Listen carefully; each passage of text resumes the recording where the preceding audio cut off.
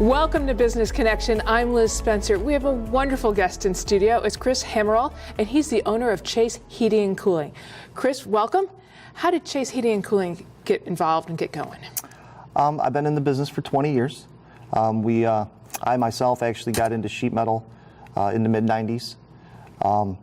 Worked through the housing boom, and then when we had to crash in 08, between 2008 2013, was struggling for employment. And then in 2013, I had the opportunities to start the business.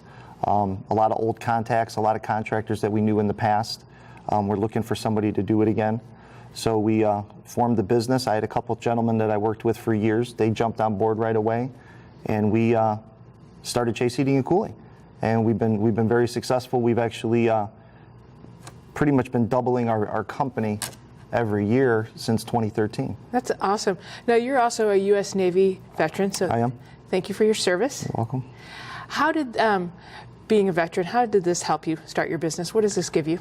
I think it helped me grow up a lot. You know, it gave me that discipline, that drive to succeed. I went into the military right after high school, came back to Naperville. I worked at Jewel Food Stores for some years.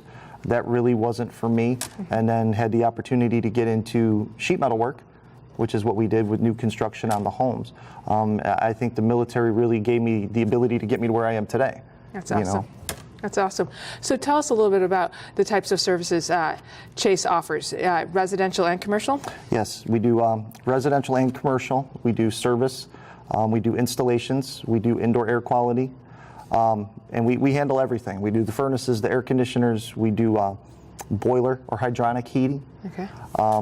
We do all the indoor air quality products, thermostats, zoning systems, all the cool little bells and whistles, the UV lights, filtration. We also do water heaters, so we've gotten into that. We're pretty much a one-stop shop when it comes to anything mechanical in your home. That's awesome. Talk to me a little bit about the products of the heaters and the air conditioners that you are working with, and you know, what would you recommend? What do we need to do? We service and install any name or any name brand. Our main manufacturer that we work with is Armstrong Air. They're a sister company of Lennox. Okay. I've actually worked with them for quite a long time, even when I was doing the sheet metal work. So I decided to stick with them when I started my own company, just because how they treat me, you know, the service that they actually give us, so then I can pass that along to my customers. And they've got really good backing. They back their products really well. Recently, we also just partnered with Goodman Manufacturing as part of their private label program. So we're going to be bringing out our own Chase Heating and Cooling line through Goodman as our value-based line. Oh, nice. But it's kind of deceiving that I say that, because it's not a value. We don't consider it a value product, because they do offer some great benefits as well. One of those benefits with the Goodman equipment is we can offer our customers a 10-year labor warranty directly from the factory. Wow, that's great. It's great stuff. Now, most of us encounter a heating and cooling guy when one of our heating or cooling units fail. Sure. What do we need to think about for maintenance, and for when do we replace it? We have our Chase Care Club, which that's our annual maintenance program. It's a three-tiered program, you know, good, better, best. It's kind of like changing the oil in your car. You know, every 3,000 to 5,000 miles you want to change the oil, do the maintenance. It's the same thing with your furnace and air conditioner. We say it's a good idea once every spring, once every fall. AC in the spring, furnace in the fall. You know, we come out, go through the whole system, tune it up as best we can, try to return it back to factory specifications as best we can to keep it operating properly. As far as life expectancy on systems, that depends on you. So if you have a professional coming in to do the maintenance on the system for years, a good system could run you 15, 20 years. You know, average life expectancy now on any given furnace or air conditioner, they say 10 to 15, but we do have customers and their systems look just like the day we put them in, you know, 20, 30 years old. Wow. So.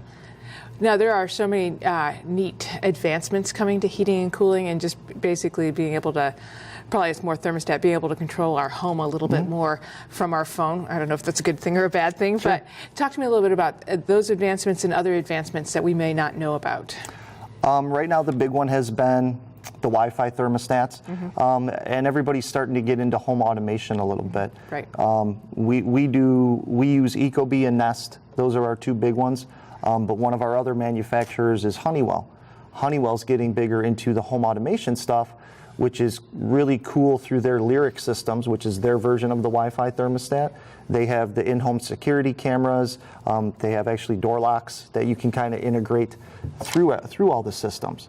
So it's pretty neat. It's pretty exciting. You know, I like to mess with the kids because I can play with the phone and turn the temperatures up and down all day. But some of the bigger changes coming into our business are actually happening over the next 2 years.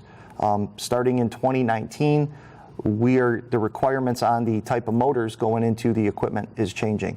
And it's actually a good change, because what we're changing to is actually going to be more friendly on everybody's energy bills to try to save some money. Unfortunately, it's going to raise prices a little bit, but hopefully between the manufacturers and the suppliers, we'll be able to offset that a bit.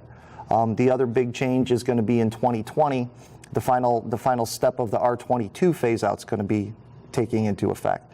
So if anybody's on R22, starting in 2020, it's going to be gone. And R22 is for the... Is for your air conditioners. I'm sorry. Right, That's the older Freon and the air conditioners that we've had over the past 20, 30 years. Everything's switching over to R410. Now the EPA is mandating that we no longer can use R22. So, well, I think most people are very in favor of something that's going to help the environment and be more efficient. Absolutely. You also do a really nice thing for your customers, that you help them with rebates. We do. Being a veteran, we do offer 10% off on any service or installations to vets, first responders. But we also offer all utility rebates and manufacturers rebates up front to our customers. That's great. So through ComEd, Nicor, Armstrong Air, they all offer different tiers of rebates based on the equipment that you would select for your home. Right. Well, that's great. It's nice that you offer it up front, because the thing with rebates, and they're awful nice, but you've got to be on top of them to really get benefits. So Absolutely. I appreciate that.